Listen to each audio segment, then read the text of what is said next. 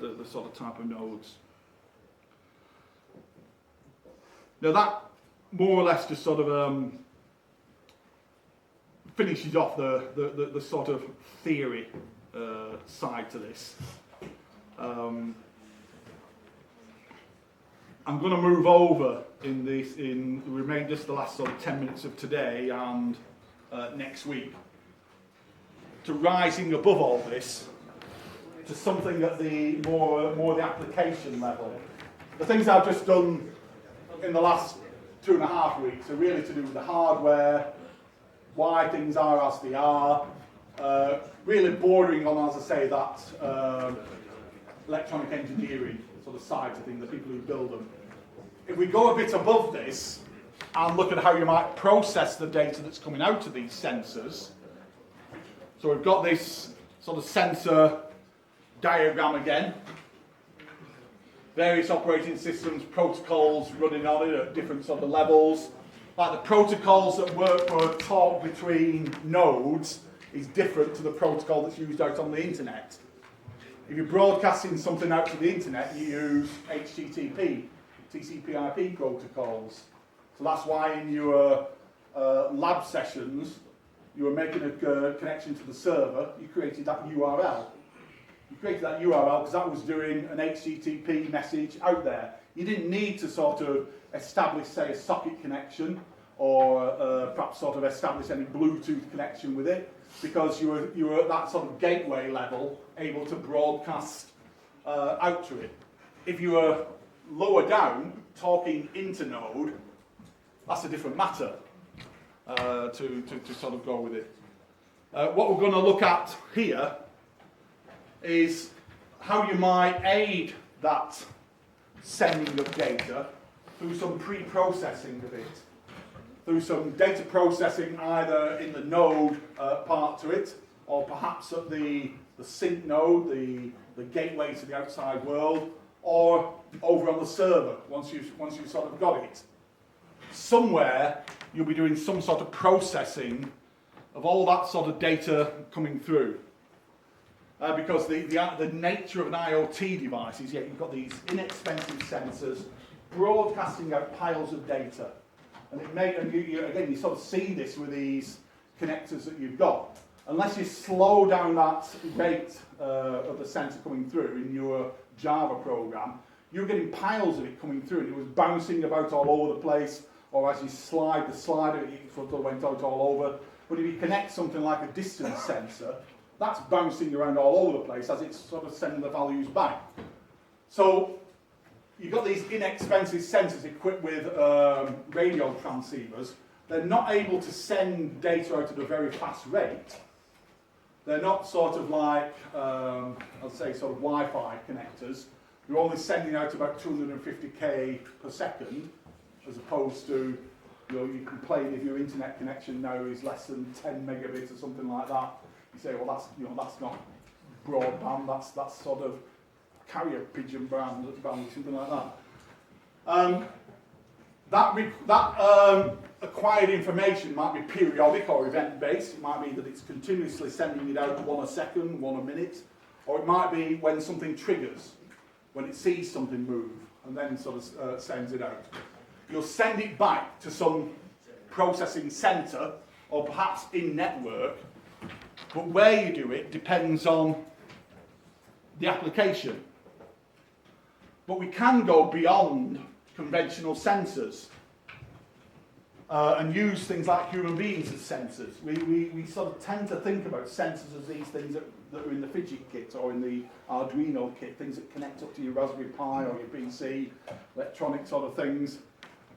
We can use citizen sensors, for example. Citizens are great. People are great. They talk all the time. So you can't stop yourself from tweeting, from sending a message, Facebooking messages. You're all sort of sending those sort of messages out. Now you can use that as a sensor and sort of analyze that sort of device coming in and have software sensors that pick up that type of data. They're going through either Facebook data, tweeting data. For example, some of you may be using some of this in a project.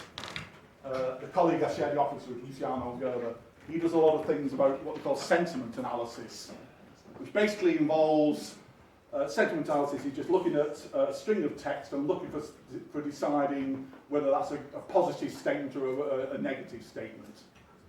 You know, if I sort of said, oh, the traffic outside today is terrible, instantly you've got an idea. Traffic outside today, terrible, right? That's Oxford Road. Terrible means it's bad. Probably means you shouldn't really be travelling in that area.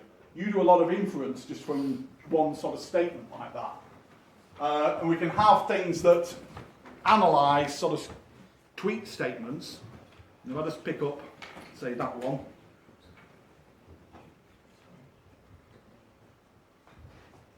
This is a tweet sentiment visualization piece of software where you can look at what keywords are being sent out and whether or not they are calm ones, relaxed, serene, type thing, bored, depressed, upset, stressed. Where are they sort of going out? So if we feed in something perhaps about something that's been said or tweeted over the weekend, what event happened over the weekend or something like that, or something that might be of importance. Has Trump sent anything yet? This weekend, I remember that. Well, where was that shooting? Nuneaton. Was it Nuneaton, wasn't it?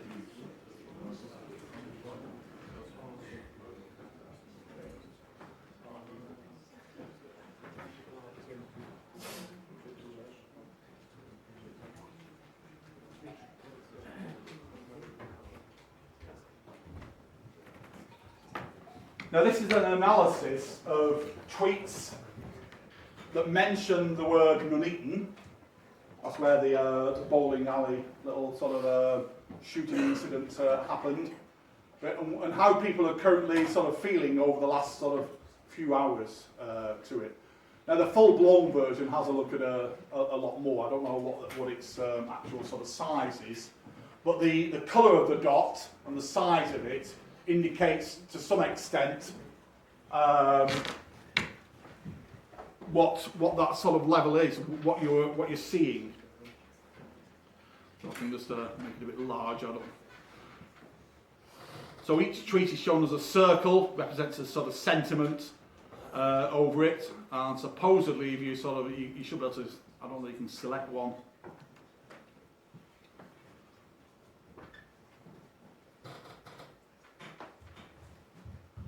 That's a bit sort of hard to understand, that one.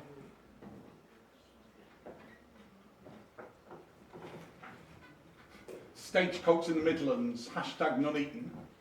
Due to staffing issues, this bus isn't running. So it might not be exactly what you're thinking about.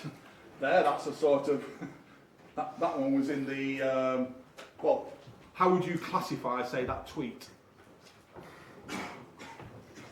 Nuneaton. Something not running due to staffing issues, will not operate. Sounds a bit, yeah. It's not good news, put it that way. It's not something that makes you go, yay, they're not operating or something like that, unless you're actually one of the drivers and you get a day off or something like that. So it's sort of classified that in a particular sort of area. Now, I'm grossly oversimplifying it there, but the idea being that we're using what human beings say as sensor data to it. So the tweets that are coming in, Facebook messages, particularly when you're tied into location of where these are coming from, rather like you can do with Google Maps and get sort of traffic jam information. You can get information on whether it's something like where has a particular storm hit. Let's choose another one. What was it? Hurricane Brian. I don't know if they'll...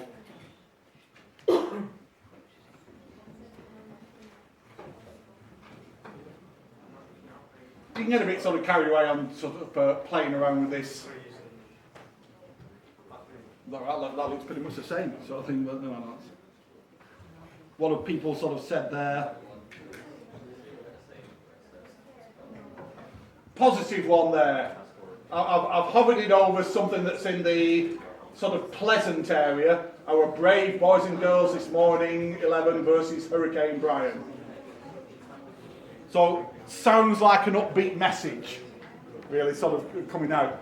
But again, you can use this sort of thing to analyse what people are saying and get a state of play of how people are feeling about the country or about a certain region and why you may need to. You could automatically trigger things from that. Just keep the discussion down a little bit, please. You could be sort of monitoring, as I say, sort of storm damage on the coast, and out of that, automatically implement certain measures to close down roads or whatever, to stop people going to the coast for it, depending on what things are coming out. So you're picking up on almost like gossip, really, things that people are sending to each other that aren't immediately available through more sort of standard sensors to sort of work with. Now there's a few things around that. There's other ones going on for analysis of smart meter readings, a link to that. Finally, one that I'll just look at. You might have heard of sort of smart cities.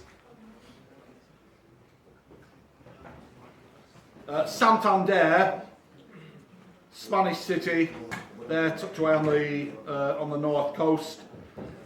They've been implementing a smart city network with sensors dotted around the city.